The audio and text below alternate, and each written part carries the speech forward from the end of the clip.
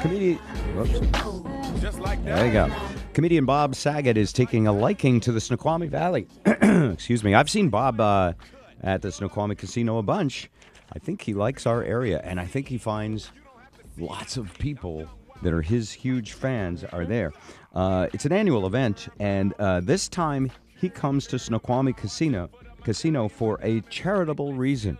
Donations are going to be made to Rotary First Harvest and the Snoqualmie Food Bank if you come and see Bob Saget. You've seen Bob on Full House, Entourage, Comedy Central. He just published his memoir, which is called Dirty Daddy, The Chronicles of a Family Man Turned Filthy Comedian. You can get tickets right now for his performance Friday, June 13th at 8 o'clock, Snoqualmie Casino box office, or just SNO, casino.com. Bob Saget, welcome back to the Bob Rivers Show. Hey, Bob, how you doing? Such a pleasure. I feel like you're family now. I talk to you. You're one of my most solid relationships. Oh. How sad. I'm wondering if that's saying as much as I think it might be. But thank you. That's very kind. Creepy. Yeah, no, nothing weird. So in this book, and now I heard a few stories about your book, Dirty Daddy, and everyone knows that you were the family TV show guy, and that if they were coming to comedy, don't bring the kids, right? Because you do a somewhat racy show. But yeah, but these days you're not even racy anymore. I maintain you're not that racy compared to the rest of the world. I'm a soft PG. Well, right? Maybe I'm an R somewhere, but you should not have a 12-year-old at my show, but South Park and Family Guy have definitely taken up the slack. Well, forget about South Park and Family Guy. The 12-year-olds are on the internet.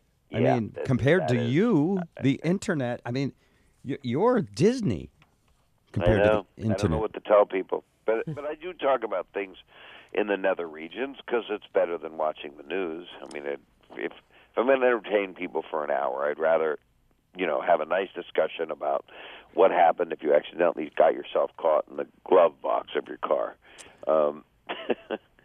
And I think I know what you mean. Yeah, I didn't want to get any more detail. That's what makes me a very, palatable comedian, because I didn't have to give you details of what I got caught there and why were they out in the first place. Yeah, well, these things can happen when you're... Hey, you and your autobiography...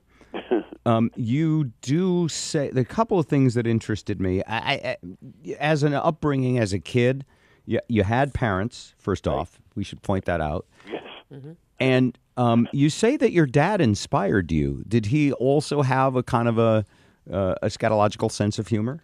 He was a crazy sick sense of humor guy. Everything had to do with, he was also in the meat business, so everything had a meat joke to it. Chickens, and it all dealt with... Was he a butcher? He was. It sounds a terrible thing if you say that. It sounds like he's a harmful man.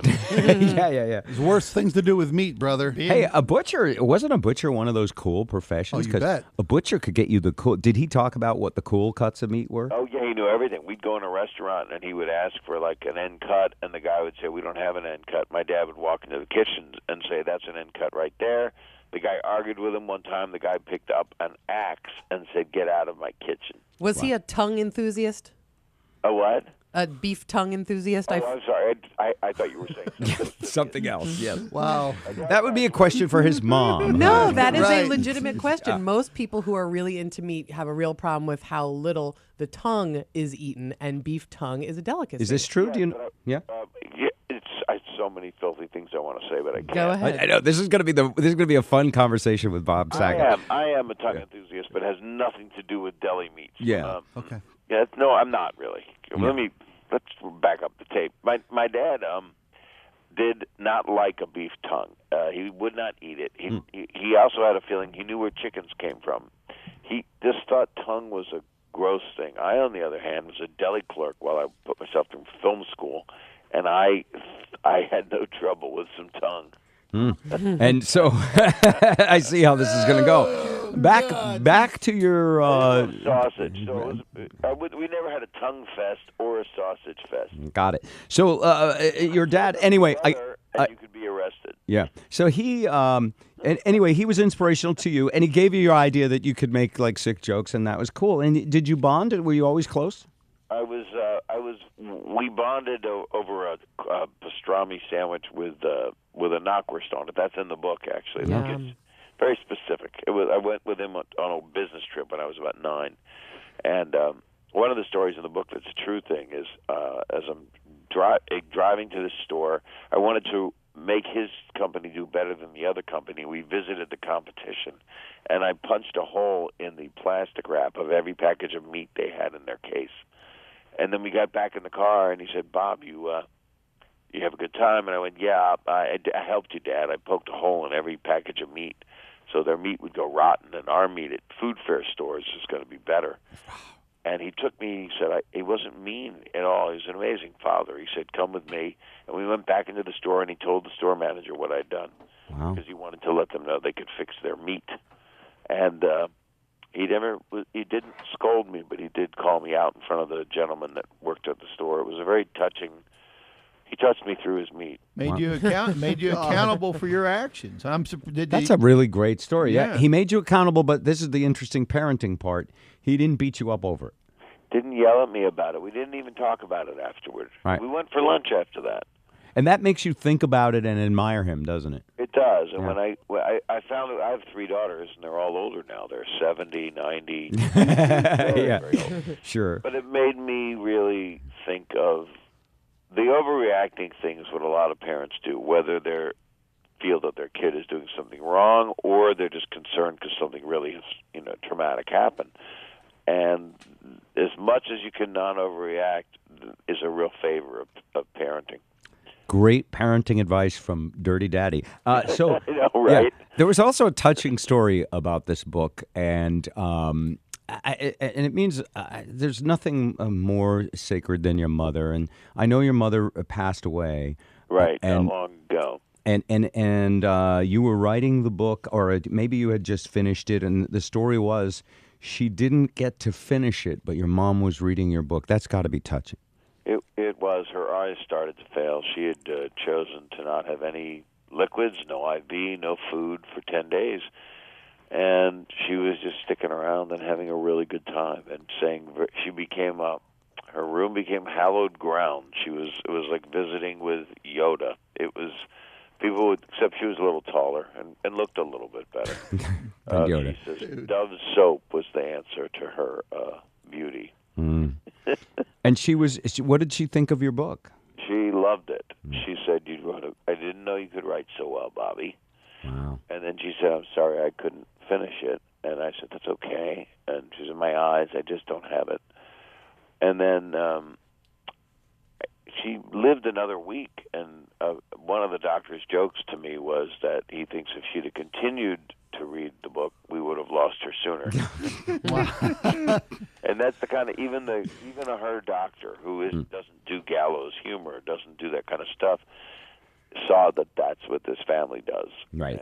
We were doing those jokes constantly. In fact, Dave Coulier and John Stamos, who I did this show Full House with, walked into her room and were standing there, and Dave looked at my mother and said, "You look like an angel, Dolly." And my mother went, "Almost." Wow. So it was touching, and it also it's nice. Death happens to everybody, and that's a brilliant statement. You can quote me. But, this is a whole third side of you, by the way. This is a philosopher side of you. I'm really glad you're talking about it. I put that in the book. I mean, it's that's one of the things that's it's comedy. It's got its below the belt plenty of humor. I mean, I start the book with a laptop cooking my lower parts. I'm very concerned. That by writing with a laptop that I'm making dim sum out of my groin. but her attitude toward death and through moving on was clarity. It was quite amazing. So that's what really helped me write the book even more. Speaking of death and everything, how are you feeling, Bob? Because I get worried when people start publishing their life story when they're still in their 50s. That's a nice thing to say. Well, it wasn't my life. I kept saying, "This isn't my memoirs," right? And then HarperCollins said, "This is a memoir." Yeah, because I mean, you got a lot to still do and write about. I'm imagining. I was just wondering, did you just finally kind of get time to do something like this? Was it a project you'd thought about and finally the time came, or why now? I had other book concepts thrown at me. I had written a proposal on another book, and I didn't like it. It was too shticky and too oh, here's a book about being a father with a bawdy sense of humor, that kind of thing. Or he's still in high school. He's never really grown up. And that's like nothing's real. So I just wanted to write something real, and it did turn out to be that. But most of the stories that are in it are kind of stops about 10 years ago. So there's really, and it's not just stories, it's also comedic observations. So you stopped 10 years ago to anticipate a sequel, it sounds like. I don't think so. I didn't have any. I didn't think I'd ever write another one. I mean, it's very painful to write a book. It was quite a sweat lodge around here. In that, I had a lot of illegal children working on it. We know that's what you mean. Of course. Oh, sorry. Yeah. Spike.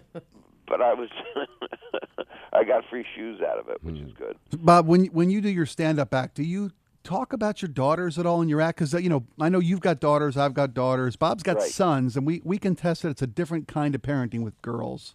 Very much so. I used to talk about them more. I have a couple of things. I really try to keep their lives out of it. Even in the book, I didn't mention their names by choice because they didn't choose this field to go into this. They didn't.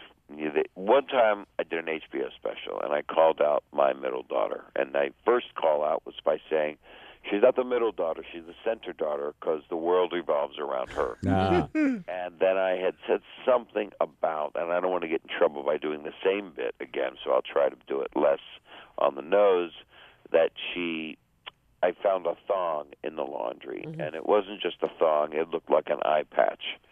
And I said, what is this? And I was doing impressions of her, and I'm a pirate. I did that, and I kept doing her voice. It's what we wear. That's what we wear. And I said, I'm sorry, I can't understand you. It's what we wear.